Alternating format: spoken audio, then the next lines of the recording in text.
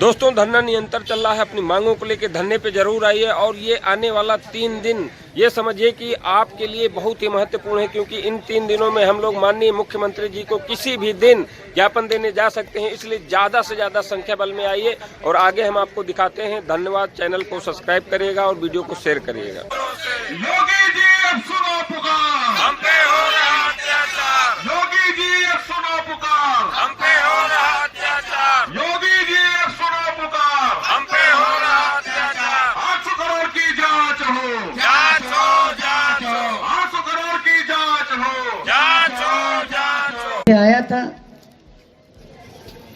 साथ में बच्चे भी हैं, देखने आए थे हमें। हमारे दामाद और हमारी बिटिया साड़ू की वो भी आए हुए हैं। ज्यादा कुछ तो नहीं कहूंगा, लेकिन जिस तरीके से संघर्ष चल रहा है और जिस तरीके से हमारी टीम जो वार्ता निरंतर चल रही है, आप लोगों को पता भी है किस स्तर से वार्ता चल रही है।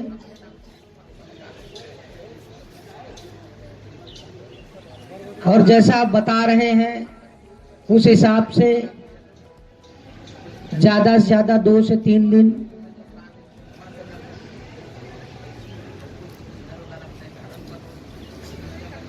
और उम्मीद भी करते हैं कि हम ये लड़ाई जीतने के कगार पे हैं।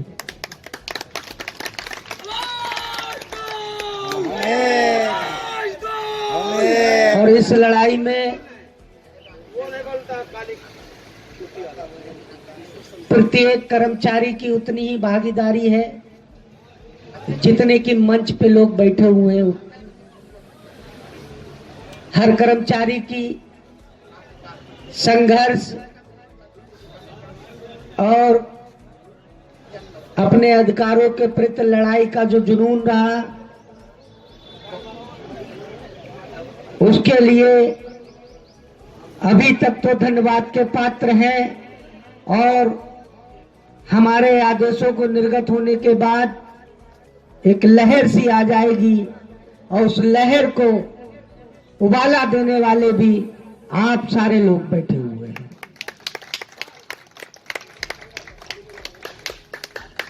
क्योंकि कोई भी लड़ाई जब आपके हक से कोई चोरी करता है तो एकदम कोई संघर्ष खड़ा नहीं होता है। एक सिस्टम होता है, उस सिस्टम के थ्रू 12 सालों से आप लोग मांग करते रहे, आखिरकार इस नतीजे पे पहुंचे कि अब कुछ करना है। क्योंकि हर चौखट पे जाके माथा टेका है और इस धरना पीरियड में भी ऐसी कोई चौखट नहीं छोड़ी गई जहां पे माथा नहीं टेका गया है।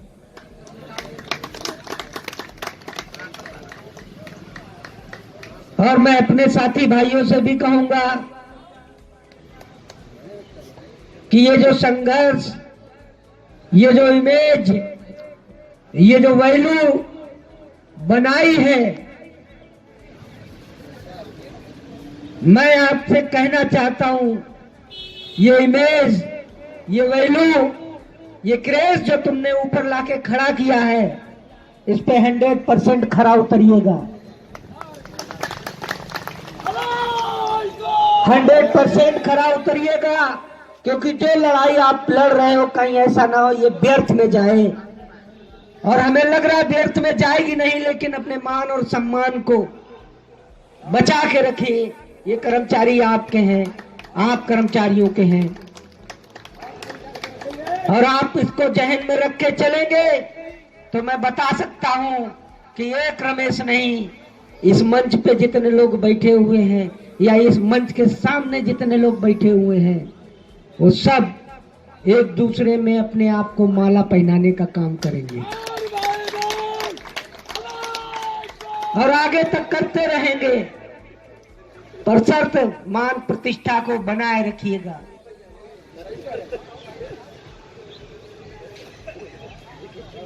क्योंकि इसमें सहयोग किसी एक व्यक्ति का नहीं है, 5300 कर्मचारियों का सहयोग है। चाहे वो तन मन धन जैसे जहां पे जरूरत पड़ी कर्मचारी ने सहयोग किया।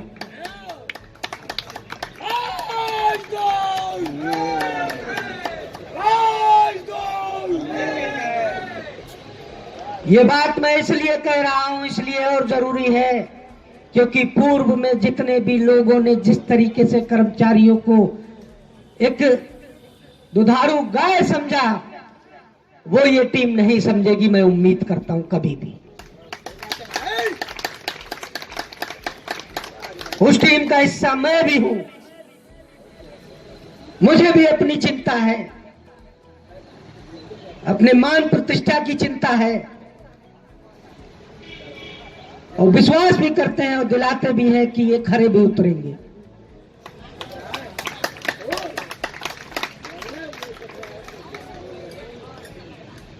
संघर्ष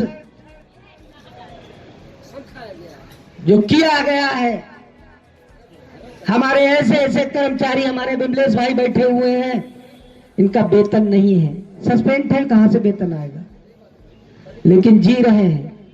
बच्चे बड़े बड़े हैं, सारे बच्चे एजुकेशन को प्राप्त कर रहे हैं, पढ़ाई में भी पैसा लग रहा है, कहीं वहां पे 10,000 इसके लिए देना है, कहीं तब 12,000 इसके लिए देना है। सबकी अपनी अपनी समस्याएं हैं। मेरा वेतन नहीं कटा था, पिछले महीने में मेरा वेतन कटा था, इस महीने में मेरा वेतन पूरा आया है, लेकिन मेरे आगे एक समस्या ये खड़ी हो गई, और इस समस्या से भी हमको लड़ना पड़ रहा है। मैं टीम के जितने भी लोग हैं उनसे अनुरोध करेंगे, जो आप लोगों ने कुर्बानियां दी हैं उसके लिए आप धन्यवाद के पात्र हैं।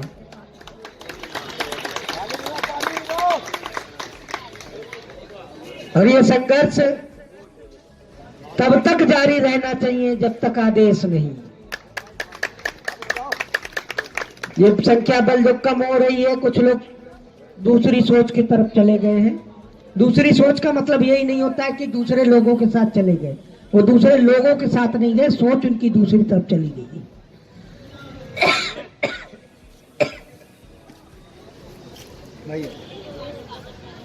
कोई बात नहीं, वो भी आएंगे,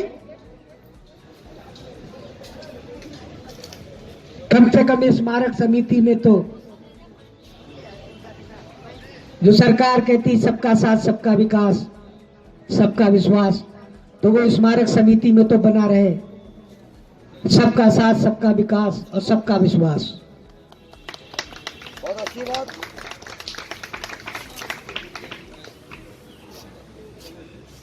और कोई भी व्यक्ति ये भी ना समझे कि मैं ही हूं, मैं हूं से आज तक कोई नहीं चला, और हम ही हैं, बहुत लंबे रास्ते तय कर लिए गए। बहुत अच्छी दोस्त। क्योंकि मैं है, जिसमें मैं आ गया, मैं तो रावण में भी नहीं चला था। सही बात है। मैं कंस को था, कंस का भी नहीं चला था। बड़े मैं वाले मैं हो गए।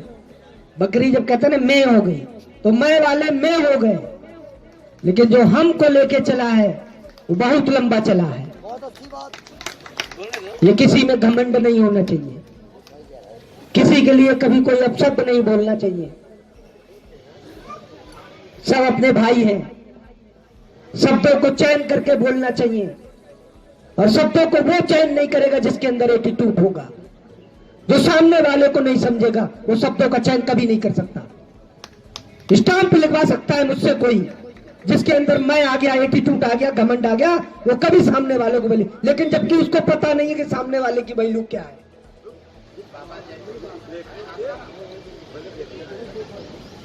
कभी भी आदमी को मैं में नहीं होना चाहिए, चाहे घर में हो, चाहे घर से बाहर हो, चाहे सामाजिक तौर पे हो, चाहे अपने घरेलू मैटर में हो, मैं नहीं होना चाहिए किसी के अंदर।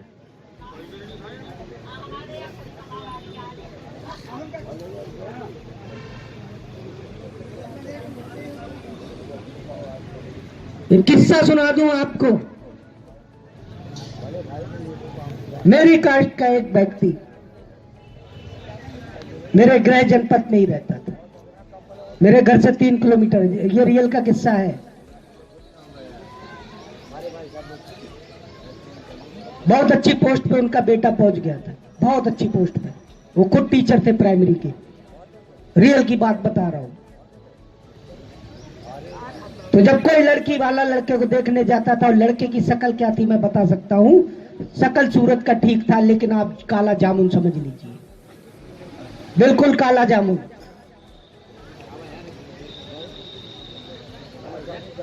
तो जब कोई लड़की वाला देखने जाता था तो मास्टर जी का कहना था कि 12 लाख से कम में शादी नहीं करूंगा।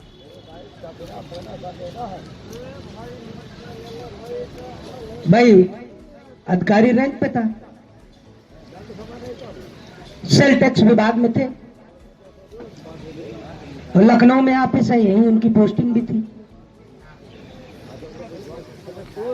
तो कहते थे 12 लाख से कम में नहीं करेंगे। 12 लाख से उनके अंदर मैं आ गया था कि मेरा लड़का अधिकारी बन गया है, लखनऊ में बैठा हुआ है, सेल टैक्स विभाग में ऑफिस में बैठा हुआ है।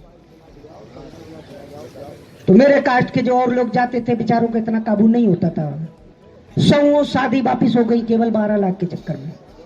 एक लोग भिड़ गए भाई, पीलीभीत के, राजीव कॉलोनी में रहते हैं। रियल का किस्सा बता रहा हूँ। राजीव कॉलोनी में, रेलवे कॉलोनी के पास में राजीव कॉलोनी, वहां दरोगा जी मेरठ में पोस्टिंग थे। वो देखने गए उनको। तो जब देखने गए तो उन्होंने कहा ठीक है मैं शादी करूंगा। लड़का पसंद आ गया।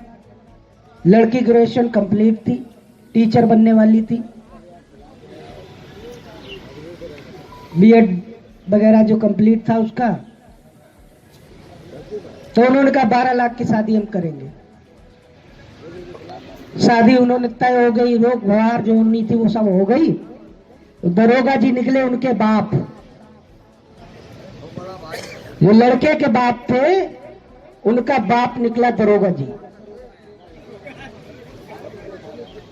और उनके तक ये सूचना भी पहुंची कि ये बहुत बड़ा काइया है, कैसे रिश्ता हो गया आपका। बोले रिश्ता भी होगा, शादी भी होगी, और 12 लाख की होगी। सच बताऊं, शादी का खाना से लगा के जो दहेज दिया गया है टोटल, एक मोटरसाइकिल के साथ में 5.5 लाख की शादी हुई। 5.5 लाख की शादी हुई। उस शादी में मैं भी इनवाइट था, मेरे घर पे मेरी रिश्तेदारी थी, मेरे पिताजी गए हुए थे। तो वहां पे विवाद हुआ कि भैया दरवाजे पे भी कुछ नहीं दिया और लगन भी नहीं लाए। लगन लाए 1.5 लाख रुपए की, और बाकी शादी के खाने वाने में हो गया। तो उनसे दरोगा जी ने कहा शादी करनी है कि नहीं? नहीं तो जानते हो 2 स्टार वाला हूं, 2 स्टार वाला हूं। तो ये मत समझिए शेर के 1.25 शेर पड़े हुए हैं। यहाँ कोई किसी से कम नहीं है, किसी के अंदर कोई एटीट्यूड नहीं आना चाहिए कि मैं ही हूं। हम हैं तो हम हैं, और हमसे अगर तुम मैं निकल के जा रहे हो तो मैं नहीं चलेगी। फिर 5.5 लाख में शादी हुई, काला जावन था आज तक। और उन्होंने कहा अगर मेरी लड़की को कभी भी टॉर्चर किया तो मेरी पोस्टिंग मेरठ में जरूर है, लेकिन जानते हो 2 स्टार हूं, जहां भी किस थाने में फोन करूंगा तुरंत उठवा लूंगा सबको। टुटाई साइकिल से मास्टर साहब चलते थे, सब घमंड चकनाचूर कर दिया। मुंह पे लोग बोल देते थे अरे भैया 12 लाख वाले कहां गए। पूरी जीवन भर लोगों ने 12 लाख कह के चिढ़ाया, आखिर खत्म हो गए। तो एटीट्यूड और घमंड तोड़ने में ज्यादा समय नहीं लगता है, लेकिन कुछ सिचुएशनें होती है उनसे लड़ना पड़ता है। इसलिए एकता रखिए, संगठित रहिए, अपने हकों की लड़ाई लड़ते रहिए, टीम का सहयोग करिए, जिस स्तर पे जैसे भी कर सकते हो। और टीम आपको आश्वस्त कर रही है, 2 से 3 दिन 4 दिन बहुत ज्यादा लगेंगे, आपकी जीत होने वाली है।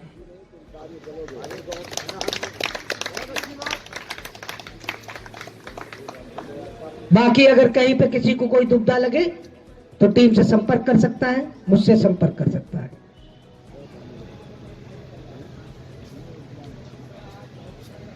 मैं इन्हीं शब्दों के साथ अपनी बातों को विराम करता हूं। कर्मचारी एकता, कर्मचारी एकता। अभी तो ये अंगड़ाई है, अभी तो ये अंगड़ाई है। बहुत बहुत धन्यवाद सभी लोगों को। लो नहीं चलेगी, नहीं चलेगी। राष्ट्रीय विकास